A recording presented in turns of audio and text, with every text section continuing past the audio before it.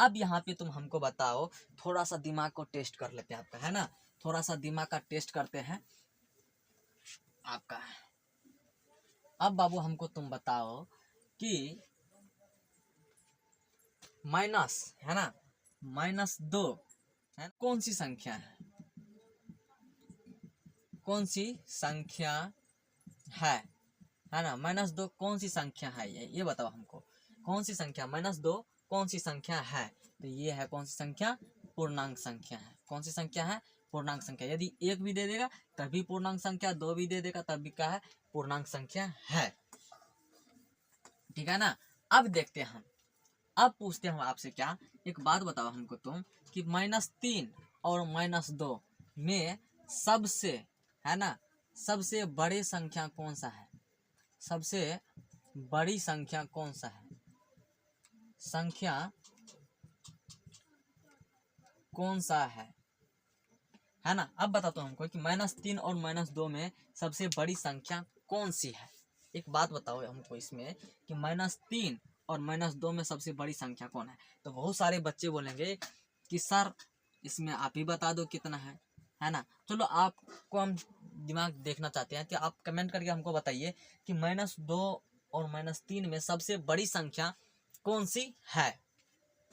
तो हम आपको बता देते हैं कि -3 और -2 में सबसे जो बड़ी संख्या है वो बाबू वो है 2।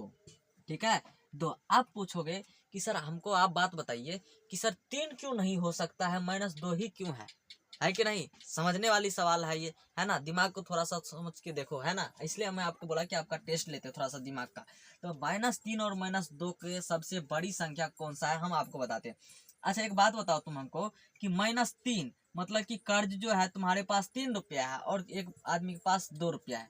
मान लो सोहन के पास, ठीक है, किसके पास, सोहन के पास -3 रुपया कर्जा है और मोहन के पास भी कितना है, 2 रुपया कर्जा है। ठीक है, एक बात बताओ बाबू, सबसे पहले कौन चुकता कर देगा, सबसे पहले कौन आदमी जो है कर्ज तोड़ लेगा, मतलब कर्ज लौटा देगा। तो कौन लौटा देगा, ये या ये। तो बाबू हम बात करेंगे कि सोहन जो है इसको थोड़ा सा टाइम लगेगा पैसा लौटाने में, मगर मोहन को जो है टाइम नहीं लगेगा, है कि इसको सिर्फ 2 ही रुपया देना है कि नहीं, 2 ही रुपया देना है, मगर इसको कितना 3 रुपया देना है। अब बताओ हमको कि सोहन को यदि 1 दिन काम करता है तो 1 रुपया मिलता है, तो 3 दिन काम करना पड़ेगा इसको। यदि मोहन को यदि काम करता है तो ये 2 ही दिन काम करके क्या करेगा, पैसा को चुकता कर देगा, है कि नहीं। और तीसरा दिन यदि ये काम करता है तो इसके पास 1 रुपया जमा हो जाएगा, बट सोहन के पास 1 भी रुपया जमा नहीं होगा, 0 रुपया जमा होगा है कि 1 दिन काम करता है तो 1 ही रुपया मिलता है, तो 3 दिन काम किया तो 3 रुपया मिला। यदि इसी जगह पे मोहन यदि काम करता है 3 दिन तो इसके पास 1 रुपया बच जाता है। तो अब बताओ तुम हमको कि मोहन के पास ज्यादा पैसा है कि सोहन के पास ज्यादा पैसा है। तो बिल्कुल किसके पास पैसा ज्यादा है, मोहन के पास, क्या है कि वो 3 दिन काम किया तो उसके पास 1 रुपया बच गया, बट सोहन जो है उसने 3 दिन काम किया तो उसके पास 3 रुपया कर्जा था ही, तो 3 रुपया तो लौटाएगा ही, तो उसके पास कोई पैसा बचेगा नहीं बचेगा। इसलिए -3 और -2 में सबसे बड़ा अंक कौन सा है, -2 सबसे बड़ा अंक है। ठीक है, बिल्कुल आपने यहाँ तक समझ लिया। यदि आप अच्छे से आराम से देखोगे ना, सब चीज आपको समझ में आ जाएगा, आपको कुछ भी तकलीफ नहीं होगा कि किस तरीके से सवाल बनेगा किस तरीके से सवाल नहीं बनेगा। यदि आप इस बेसिक चीज समझते हो ना तो बिल्कुल आपको ना मैथ जो है ना आपको इजी के तरह, इजी होता है ना, इजी जो तुरंत साफ कर देता है, उसके तरह आपको इजी लगने लगेगा। ठीक है ना। अब बात करते हैं हम बाबू किसके बारे में, अपने पूर्णांक संख्या के बारे में आपने पढ़ लिया है ना। अब बात करते हैं हम किसके बारे में, सम संख्या के बारे में। तो अब हमको तुम बताओ कि सम संख्या किसे कहते हैं, सम संख्या किसे कहते हैं, सम संख्या किसे कहते हैं। सभी बच्चे को पता होगा ये चीज के बारे में कि सम संख्या किसे कहते हैं। सर जिसमें 2 से भाग लगता है ना उसी को हम सम संख्या कहते हैं। हाँ हमको पता है, क्या लगता है आपको नहीं पता है, बिल्कुल पता है भाई, हमको भी, हम भी जानते हैं कि आप सब टैलेंटेड हैं। 2 से विभाज्य होने वाली संख्या को सम संख्या कहते हैं, सम संख्या कहते हैं। ठीक है, मतलब क्या, 2 से विभाज्य, विभाज्य मतलब क्या, भाग, है ना, मतलब भाग लग जाना, ठीक है। विभाज्य मतलब कि मतलब पूरा पूरा कट जाना है कि नहीं, उसको हम क्या कहते हैं कि सम संख्या कहते हैं। अब बात करते हैं बाबू कि सम संख्या कौन कौन सा अंक होता है ना, इसके बारे में बात करते हैं। एक बात बताओ हमको, क्या क्या लगता है तुमको, एक में 2 से भाग लग सकता है? बिल्कुल नहीं लग सकता है। अच्छा, 2 में क्या 2 से भाग लग सकता है? लग सकता है, 2 दूनी 2 कम 2 हो जाएगा, है कि नहीं, इसका मतलब भाग लग गया। तो इसमें कौन सा होगा, जैसे लिख लेते हैं, जैसे क्या सब हो जाएगा 2। अच्छा, 3 में 2 से भाग लग सकता है? बिल्कुल नहीं लगेगा। 4 में लग सकता है, 2 दूनी 4, इसका मतलब कि 2 का गैप, 2 फिर 4 फिर 6 फिर 8 फिर 10, फिर ऐसे करते करते करते करते कहाँ तक, जहां तक आपका इच्छा हो वहां तक लग सकता है कि नहीं, जितना मर्जी लगा लो, है ना, जहां तक मर्जी लगा लो। तो हो गया कौन सा, 2 4 6 8 10 12 14 15 16 18 20 22 25 है ना, 25 नहीं, है ना, जितना भी मर्जी आप लगा सकते हो, है नहीं। ये कौन सा संख्या हो जाएगा, सब सम संख्या हो जाएगा ये, है ना। अब एक बात बताओ, सम संख्या, ये तो बता दो कि हमको पता है, सम संख्या के सबसे, है ना, सबसे छोटी संख्या बताओ तो क्या होगा, जल्दी बताओ बच्चों, सबसे छोटी संख्या, छोटी संख्या कितना होगा, बिल्कुल आपको पता होगा कितना होगा। सब सम संख्या के सबसे बड़ी संख्या क्या होगा, है ना, सम संख्या के सबसे छोटी संख्या क्या होगा, ये बताओ हमको। सम संख्या के सबसे बड़ी संख्या, बड़ी संख्या क्या होगा। तो बाबू इस सम संख्या के सबसे छोटी संख्या देखते हैं तो कहाँ से स्टार्ट होता है, 2 से, तो सबसे छोटी संख्या हो जाएगा कितना, 2। और सबसे बड़ी संख्या क्या होगा बाबू, अनंत, क्या हो जाएगा, अनंत हो जाएगा ये, ठीक है, समझ गया आप यहाँ पे। सम संख्या के सबसे छोटी संख्या 2 और सम संख्या की सबसे बड़ी संख्या क्या हो जाएगा, अनंत, ठीक है, बिल्कुल आपने यहाँ तक समझ लिया।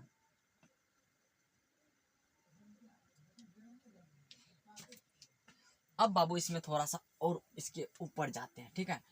अब ऐसे सवाल पूछ सकता है, ठीक है, 10th वाले ध्यान से देखना इस सवाल को, ठीक है। इसमें आपको बोलेगा कि प्रथम एन सम संख्या, एन सम संख्या का योग, इसका क्या सूत्र हो सकता है, अब बताओ हमको, क्या इसका सूत्र हो सकता है, बिल्कुल हो सकता है। इसका सूत्र होगा n इंटू एन प्लस 1, यही इसका सूत्र है, ठीक है, यही इसका सूत्र है, ठीक है। अब बोलता है क्या, यहाँ पे सवाल देख के देखते हैं, आपको सवाल देते हैं फिर आपको बनाइएगा। प्रथम, जल्दी से आप कॉपी कलम निकाल के ना इसको सवाल को बनाना स्टार्ट कर दो। प्रथम n सम संख्या का योग क्या होगा, तो n इंटू एन प्लस 1, है ना, यही इसका सूत्र है। तो एक बात बताओ हमको, 31 सम संख्या संख्या का योग क्या होगा, बताओ जल्दी से, फास्ट, जल्दी बनाओ। सर हम तो सवाल को ऐसे बना देंगे, सूत्र लिखेंगे सीधा, 31 दे देंगे, इधर इधर भी 31 दे देंगे, प्लस 1 कर देंगे, सीधा बराबर क्या करेंगे हम, 31 गुना सीधा कर देंगे, 31 1 32 हो गया, 32 कर देंगे, 32 गुना 31 कर देंगे हम। क्या लगता है आपको, हमको नहीं आता है, अरे बच्चा हमको तो पता है तुमको आता है, कितना हो जाएगा, सीधा कितना हो जाएगा, 992 हो जाएगा, यही होगा इसका आंसर। अब बाप रे, बड़ा स्पीड बनाते हो यार, है ना, कितना हो जाएगा, 992। अच्छा, हम तुमसे थोड़ा सा ना और थोड़ा सा पूछते हैं, ठीक है। अभी सम संख्या पढ़ा है कि नहीं, तो यहाँ पे लिखते हैं हम प्राकृत संख्या, क्या क्या पढ़ा है, प्राकृत संख्या, उसके बाद क्या पढ़ा है, पूर्ण संख्या, है ना।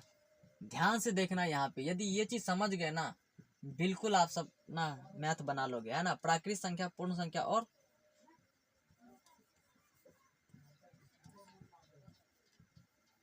पूर्णांक संख्या। अच्छा एक बात बताओ, इससे पहले आपने देखा था कि पूर्ण संख्या क्या प्राकृत संख्या हो सकता है, या इसके बारे में आपने पढ़ा था, है कि नहीं। तो अब यहाँ पे तुम बताओ हमको क्या, कि सम संख्या जो है, सम संख्या क्या प्राकृत संख्या हो सकता है, क्या सम संख्या पूर्ण संख्या हो सकता है, क्या सम संख्या पूर्णांक संख्या हो सकता है। हमको एक बात बताओ, इसमें से क्या इसमें से हो सकता है, यस या नो, यस या नो, ये आंसर आपको देना है कि सम संख्या क्या प्राकृत संख्या हो सकता है। तो तुम बोलोगे कि सर इसको हमको पता तो है, और हम बताए कैसे, तो चलो हम बता देते आपको कि सम संख्या जो है बाबू प्राकृत संख्या हो सकता है? तो आप कमेंट कीजिएगा, है ना, हमको पता लग जाएगा कि सम संख्या में से मतलब कि एस लिख देना, उसका जो है ना कमेंट में लिख देना यस या नो, हमको समझ में लग जाएगा कि सम संख्या के तुम कर रहे हो, है ना।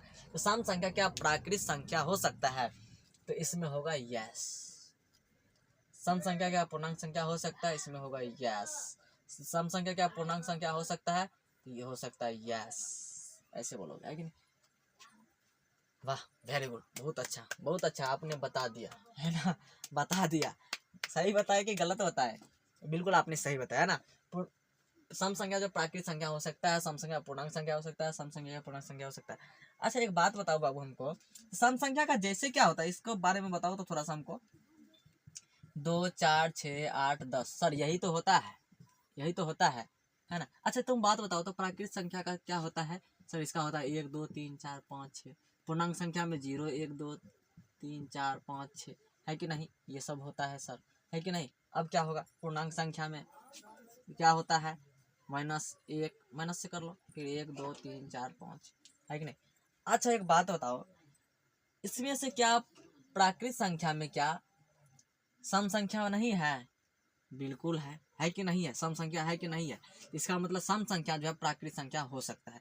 सम संख्या क्या पूर्ण संख्या नहीं हो सकता है? हो सकता है। 1 2 3 4 5 है, इसमें 2 भी है, 4 भी है, 6 भी है कि नहीं? 2 भी है, देखो 4 भी है, 6 भी है, इसका मतलब हो सकता है। सम संख्या जो है पूर्ण संख्या भी हो सकता है। क्या सम संख्या पूर्णांक संख्या हो सकता है?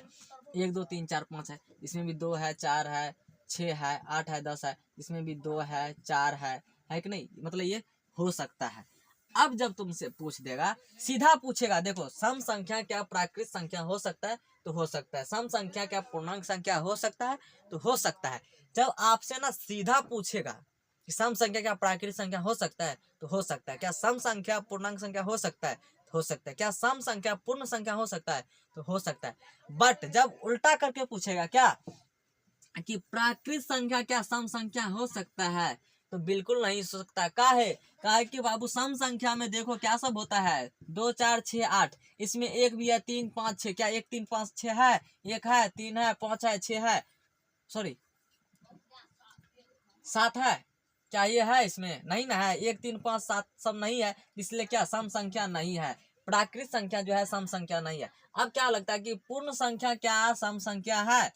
पूर्ण संख्या इसमें क्या 1 2 3 4 5, इसमें आता है 1 2 3 4 5, नहीं ना आता है, तो ये भी नहीं है। पूर्णांक संख्या इसमें ऋणात्मक आता है, नहीं आता है। सम संख्या ऋणात्मक होता है तो नहीं होता, इसलिए ये भी पूर्णांक संख्या जो है सम संख्या नहीं हो सकता है। बिल्कुल आपने यहाँ तक आपने समझ लिया, ठीक है।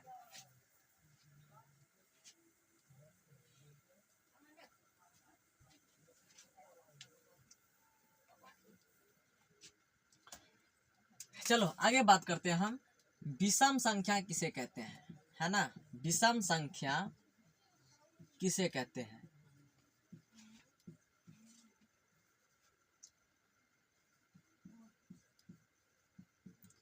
विषम संख्या हम किसे कहते हैं? किसे कहते हैं? 2 से विभाज्य नहीं, है ना, होने वाले 2 से विभाज्य नहीं होने वाली संख्या को विषम संख्या कहते हैं।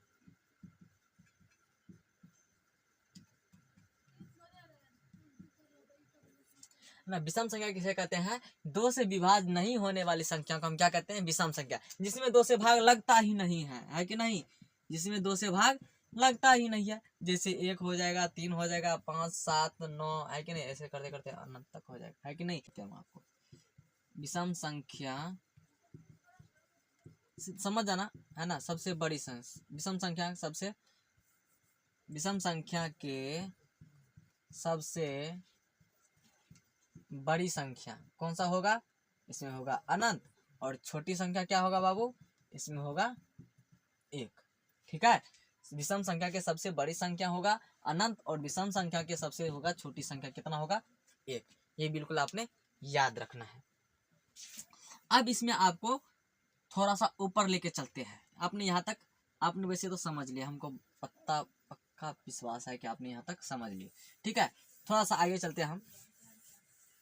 अब इसमें भी वही सवाल थोड़ा सा पूछेगा कि प्रथम n विषम संख्या का योग, इसका सूत्र क्या हो सकता है, कोई बता सकता है क्या? प्रथम n विषम संख्या का योग क्या हो सकता है? इसमें कुछ नहीं करना, इसका होता है क्या, n का स्क्वायर। ठीक है, यदि प्रथम 5 विषम संख्या का योग क्या होगा, तो इसका सीधा कितना है, n कितना है बाबू 5, कितना है तो 5 का स्क्वायर हो जाएगा, तो 5 का स्क्वायर होगा तो कितना हो जाएगा, 25। 6 का पूछेगा तो इसका हो जाएगा 36, 7 का पूछेगा तो इसका हो जाएगा कितना, 7। थोड़ा सा दिमाग टेस्ट कर ले आप सबका, कहाँ ध्यान है नहीं है, थोड़ा सा टेस्ट करते हैं। अच्छा एक बात बताओ, शून्य, ठीक है, शून्य क्या सम संख्या है या विषम संख्या है? विषम संख्या है, ये बताओ हमको। शून्य क्या सम संख्या है या विषम संख्या? जो शून्य होता है वो सम संख्या है कि विषम संख्या है? जल्दी से बताओ, जल्दी से कमेंट करके हमको बताओ कि सम संख्या जो है विषम संख्या है या सम संख्या है? जल्दी से बता वो हमको बच्चों कि शून्य क्या है, सम संख्या है या विषम संख्या है? इसको बता के हमको दिखाओ क्या है। जल्दी से कमेंट करो कि ये सम संख्या सॉरी शून्य जो है सम संख्या है या विषम संख्या है, जल्दी से हमको बताओ। तो इसका बाबू कुछ सूत्र होता है, ठीक है, इसको थोड़ा सा ना सिद्ध करके देखते हैं कि शून्य क्या है, सम संख्या है या विषम संख्या है। ठीक है, पहले देख लेते हैं, सम जोड़ क्या होगा, समय हो जाएगा। ठीक है, उसके बाद विषम जोड़ सम क्या हो जाएगा बाबू, सम हो जाएगा। उसके बाद विषम जोड़ विषम विषम जोड़ सम क्या हो जाएगा, विषम होगा। ठीक है, उसके बाद विषम जोड़ विषम क्या हो जाएगा, सम हो जाएगा।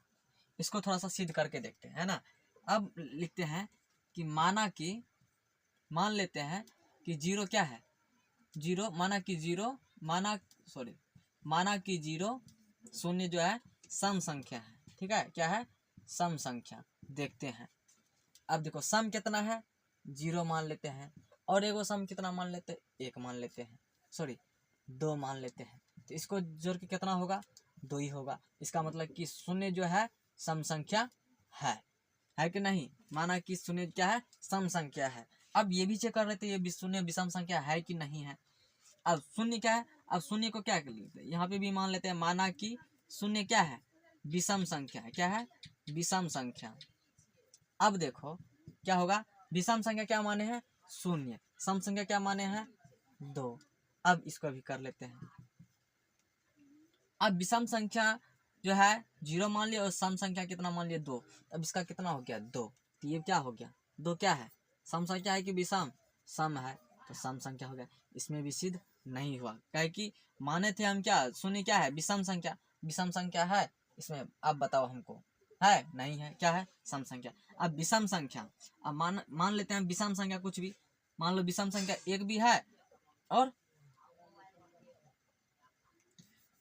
इसमें भी 0 मान लेते, विषम संख्या 0 0 ये भी हो गया, अब विषम संख्या 1 हो गया ये। अब 0 और 1 का हो जाएगा, 1 हो जाएगा। तो 1 क्या है, विषम संख्या है। इसका मतलब क्या, 0 जो है सम भी है और विषम भी है। ठीक है, सम संख्या जो है 0 जो है सम भी है और विषम भी है। याद रखना इतना बात, आपको इतना बात आप याद रखना बच्चों।